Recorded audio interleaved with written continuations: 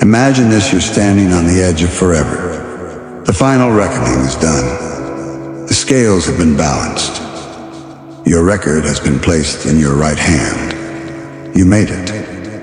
And now, before you lies the Sirat, the bridge stretched across the fire of Jahannam. Below it, flames roar and scream like 1,000 erupting mountains. But you take that first step. Some will cross in the blink of an eye. Some glide like the wind.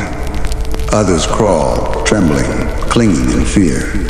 And then there are those who fall. Their sins too heavy, their hearts too empty. May Allah protect us from that fate, yet by His mercy you move. And suddenly the bridge is behind you. Hell is no longer a threat. You lift your eyes and what you see takes your breath away. The gates of paradise, vast, luminous, beyond imagination.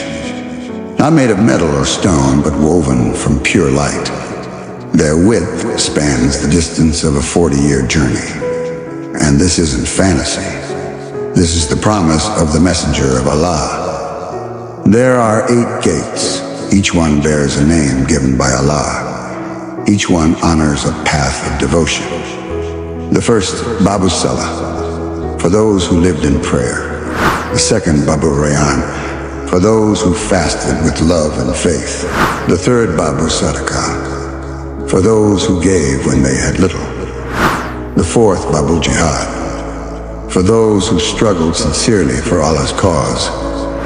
The fifth, Babul Hajj, for those who completed the sacred journey. The sixth, Babul Qazim, Al-Gais, for those who tamed their anger when it burned the most. The seventh, Babul Aman, for those who enter without judgment.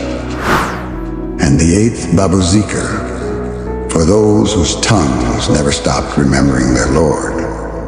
And there is one soul with a rare honor, the one who will be invited through every single gate. The Prophet once said to Abu Bakr as-Siddiq radiyallahu, "You will be called from all 8 gates of paradise." Imagine that every door of eternity calling your name. You walk toward the gate written for you, and before it stands Ridwan, the guardian of Jannah, majestic, radiant, smiling with calm power. He looks at you not with judgment, but with warmth. And he says what every heart longs to hear. "Peace be upon you. You have done well. Enter forever." And who will knock first? The one who carried the weight of our tears, who prayed for us, loved us before we were born, Muhammad. Behind him walks his Ummah, faces glowing brighter than the full moon, hands and feet shimmering with the light of wudu. The gates begin to open. A wind touches your face, softer than silk, yet powerful enough to move your soul. And the fragrance, sweeter than musk, deeper than memory. Every pain, every regret, every sorrow gone. The Prophet said, "A voice will call out. For you is life, and you shall never die. For you is health, and you shall never be sick. For you is youth, and you shall never grow old. For you is happiness, and you shall never be sad again." You walk in behind your Prophet, and what you see no eye has ever seen, no ear has ever heard, no mind can ever imagine. A world beyond worlds. Not made of dust or gravity, but of light, purity, and endless joy. The soil of Jannah is saffron and musk, its stones rubies and pearls. The air filled with the murmur of rivers and the song of birds created only for this realm. Its trees stretch so high, a rider could travel 100 years beneath their shade, yet their fruits hang low, always within reach. Then an angel approaches with a scroll. Your name is written on it, your eternal home. He says, "Come, let me show you what your Lord has prepared." You follow, and he says, "This is the reward for your patience, for every tear that fell unseen. For every temptation you resisted. For every time you chose faith when it hurt most.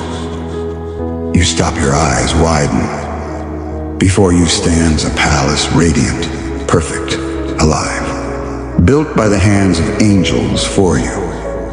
You taste fruit, drink from crystal rivers. Every sip, every bite more perfect than the last. You wonder, did I ever know happiness in the dunya at all? Then you hear footsteps. You turn and there they are. Your family, your friends, your loved ones. Smiling, restored, glowing. The Quran says, gardens of everlasting residence. They will enter them with their fathers, spouses, and descendants who were righteous.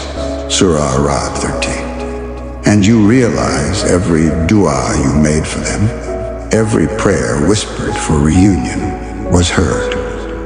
If you were married in the dunya and both enter Jannah, your love begins again, purified forever. No arguments, no betrayal, no heartbreak, only peace. And if you were never married or never found comfort, Allah gives you someone beyond your dreams, a soul perfectly made for yours. You take their hand and walk together, laughing, free. You fly like birds.